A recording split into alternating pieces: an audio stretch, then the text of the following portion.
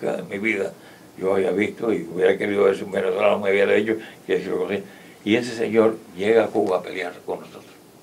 Llega a pelear en la primera guerra de los 10 años. Y entonces, cuando muere, Carlos Manuel de Céspedes, que era el presidente nuestro, le escribe al presidente de Venezuela agradeciéndole eso también, que le hubiera enviado a su hijo.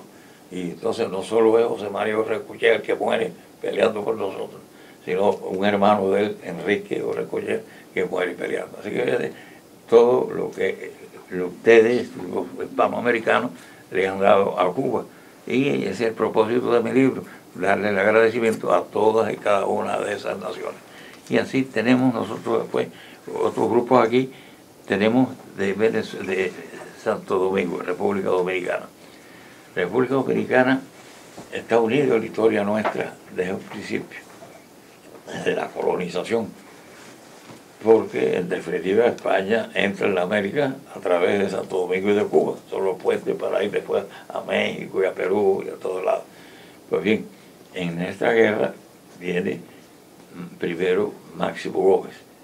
Máximo Gómez es la segunda gran figura militar que tenemos nosotros, y como dominicano el primero.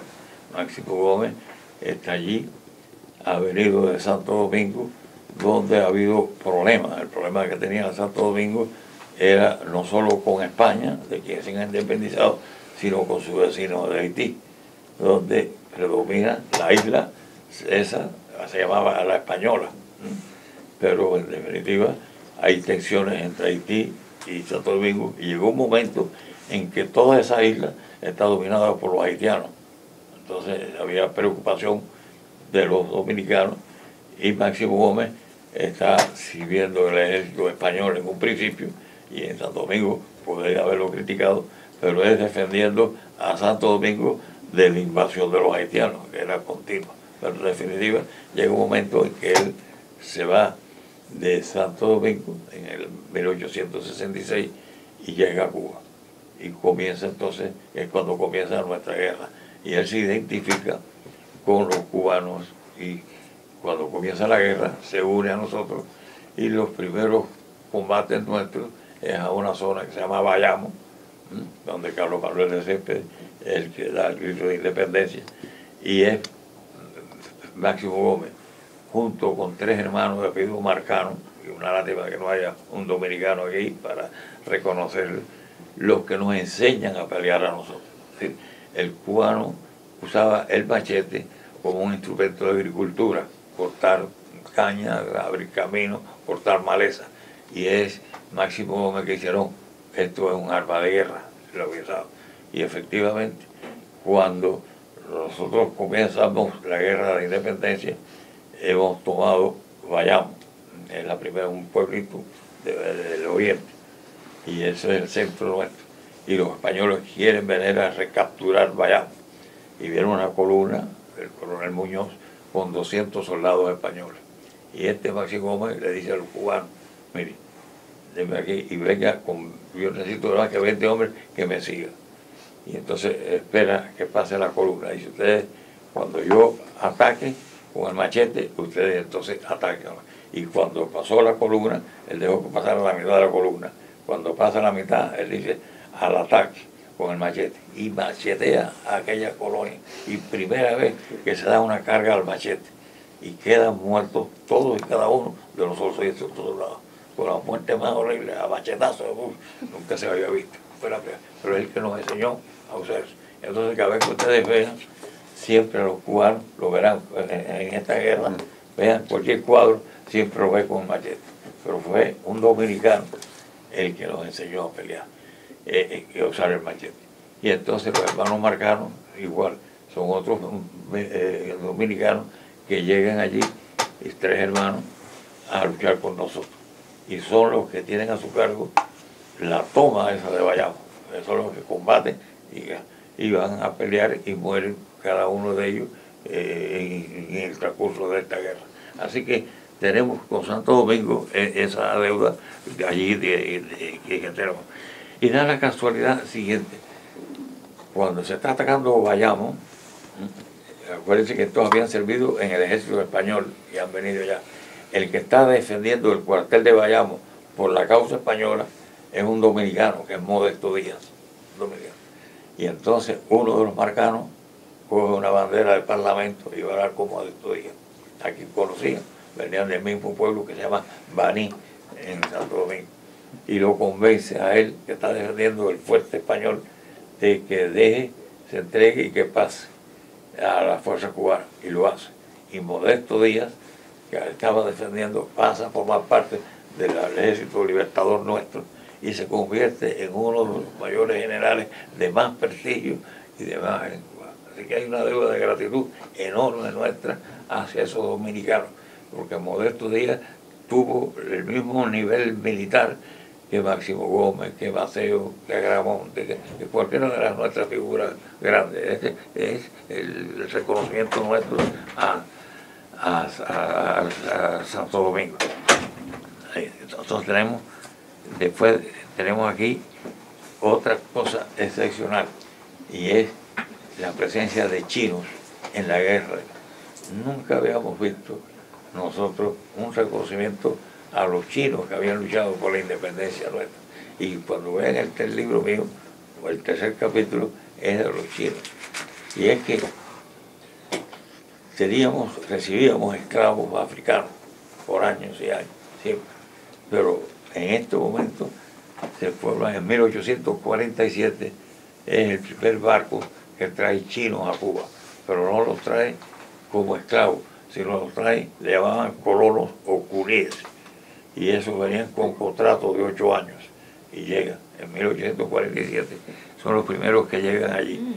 Y una vez que le pagaban un salario a través de un intermediario, un hombre de apellido Zulueta, que se había enriquecido con el tráfico de negros esclavos, y ahora se estaba enriqueciendo con el tráfico de estos colonos chinos, que venían con una paga mínima, y además tenían que pagarse el pasaje de regreso cuando cumplieran los 8 años. Hubo una gran protesta y se eliminó el pago, y tenía entonces el que los había contratado que pagar el regreso.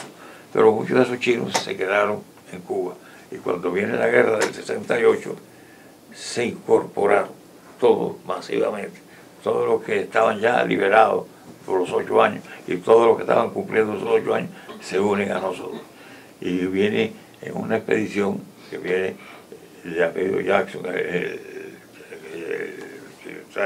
el norteamericano que viene en esa expedición, entonces logra que esos chinos se incorporen, y son los norteamericanos que estaban allí y los mismos generales cubanos que tienen a sus órdenes chinos quienes hablan del valor de los chinos y van describiendo las batallas en que los chinos han participado y valientemente, y han obtenido victorias sobre las fuerzas españolas a base de valor. Así que los chinos, y en Cuba se le hizo un monumento a los chinos diciendo no hubo un chino traidor, y es verdad, ni un solo chino traicionó la revolución cubana. Un chino traidor. Nunca hubo un chino cubano traidor ni delator. Ni delator, correcto, ni delator. Así que hay un reconocimiento reconocido, y era Thomas Jordan, el hombre, el norteamericano que traía a esa expedición. Y curiosamente, vemos lo siguiente: Maceo es la gran figura nuestra en la lucha, ¿no? Y era un hombre negro que llega de soldado, como decía, a mayor general. Y lo que no conocíamos, y es que el libro da una serie de datos totalmente inéditos, es que un norteamericano, que es Charles Gordon, norteamericano, es el asistente de Maceo. Y eso nunca había visto en la historia. Maceo siempre lo hemos identificado con Miró Armen Renter, que es un español que sí sirvió a Maceo, y todos identificamos a él, y identificamos a un Ramón Pinto, que fue de los primeros compiladores, que también era español, pero nunca habíamos conocido que un norteamericano hubiera sido un asistente de Maceo. De Puerto Rico igual. Con Puerto Rico tenemos a una figura que es Juan Ríos Rivera, Ríos con Ríos Rivera, y él llega a Cuba, se identifica con nosotros y va a formar parte de los 3 guerras que tenemos. Acuérdense que primero la guerra de los 10 años, el 68, esa guerra chiquita del 80, y la guerra de la independencia del 95, de Juan Río Rivera. Y también, junto con él, viene otro cubano, otro puertorriqueño, que es Fernández Mascaró. Fernández Mascaró empieza a pelear en la del 95 y era puertorriqueño. Y cuando Cuba se hace independiente, él se hace cubano y llega al Congreso de Cuba allá, y su hijo también. Y el nieto lo conoció a Armando, lo conoció, fue un hombre que nos prestigió a todos, murió hace 4 o 5 años, porque iba a muchas universidades españolas, como el profesor Valencia, a dar clases allá.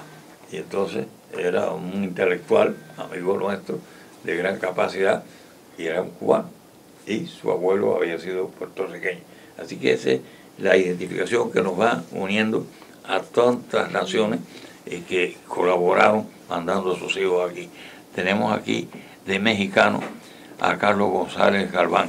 Carlos González Galván ha tenido en México una serie de problemas serios, porque había servido primero a Benito Juárez en el ejército, cuando la invasión francesa, y llega a tener un cargo de general allá, sirviendo en México valientemente.